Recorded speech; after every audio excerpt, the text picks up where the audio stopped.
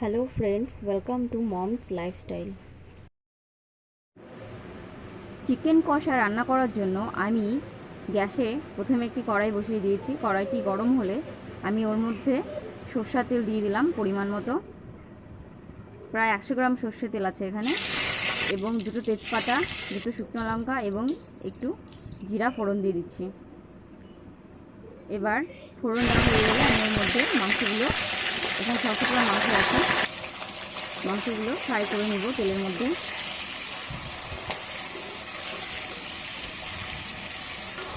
প্রায় 5 থেকে 7 মিনিট এটাকে একটু ভাজা ভাজা করে নিতে হবে।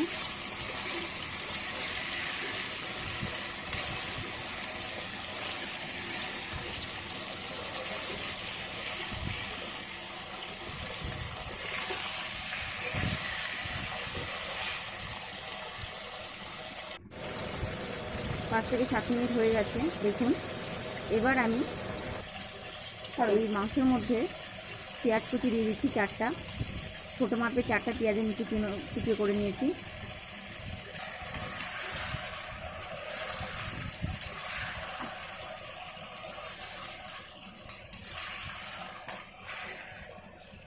এবার পেঁয়াজটাকে একটু নরম করে নিতে হবে। পেঁয়াজটা প্রায় নরম হয়ে এসছে। এবার আমি ওর মধ্যে 1 চামচ লবণ দিয়ে দিলাম এবং 1 চামচ হলুদ গুঁড়ো দিয়ে দিচ্ছি। এবার একটু নেড়ে দিলাম।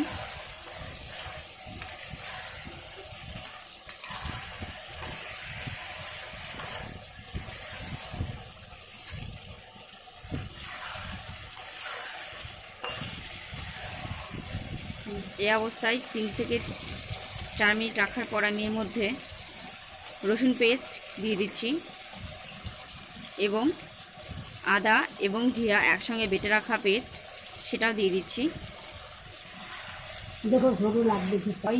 এখানে আমি পাটাতে তৈরি মশলা ইউজ করছি, যেটার ফলে স্বাদটা খুব ভালো এসছে।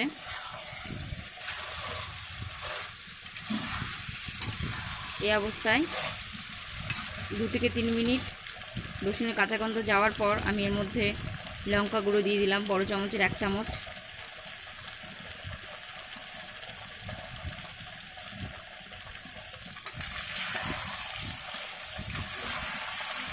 ব্যাস, একটু মিক্স করে নিলাম।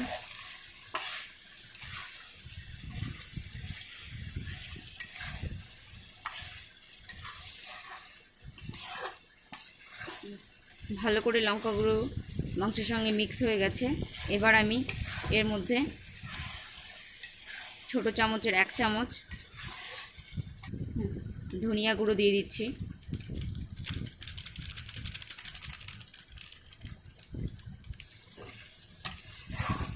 আমার এখানে সমস্ত মশলা দেওয়া হয়ে গেছে।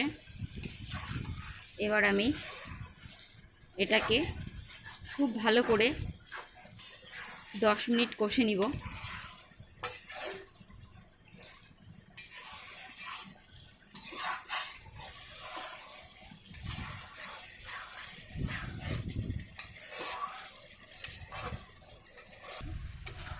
এটাকে কন্টিনিউয়াসলি নাড়তে হবে, না তো নিচে লেগে যাবে।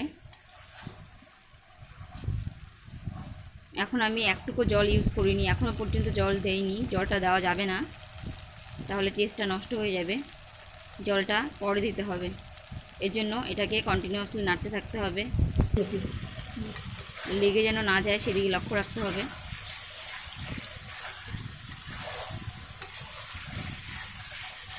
যতক্ষণ না মাংসের ওপরে খুব সুন্দর করে তেল উঠে আসবে ততক্ষণ পর্যন্ত এটাকে নাড়তে হবে। দেখুন, খুব সুন্দর কষা হয়ে গেছে। এবার আমি এই কষা মাংসের মধ্যে, দেখুন তেল উঠে এসেছে, এর মধ্যে এবার আমি ছোট বাটিতে করে 1 বাটি জল দিয়ে দিব।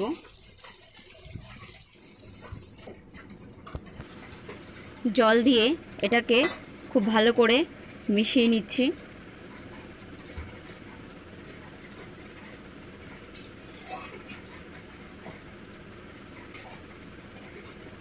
মিক্স করা হয়ে গেছে।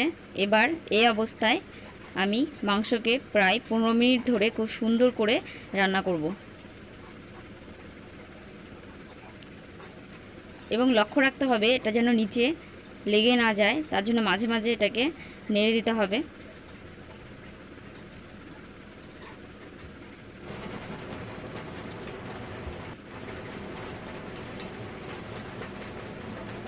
সম্পূর্ণ জলটাকে শুকিয়ে নিতে হবে।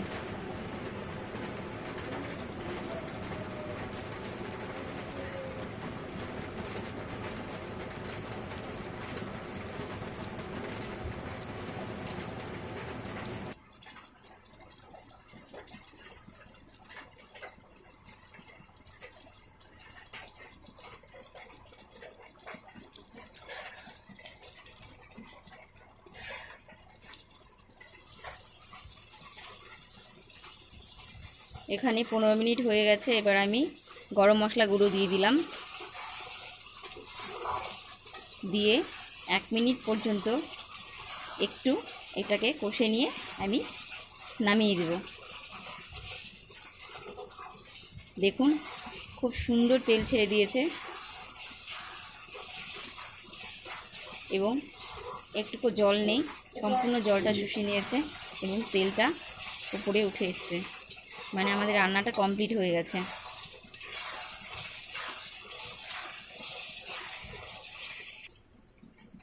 Now it's ready to serve.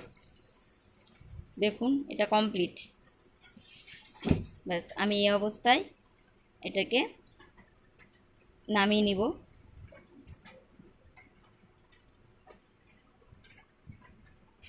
Gas off করে দিলাম।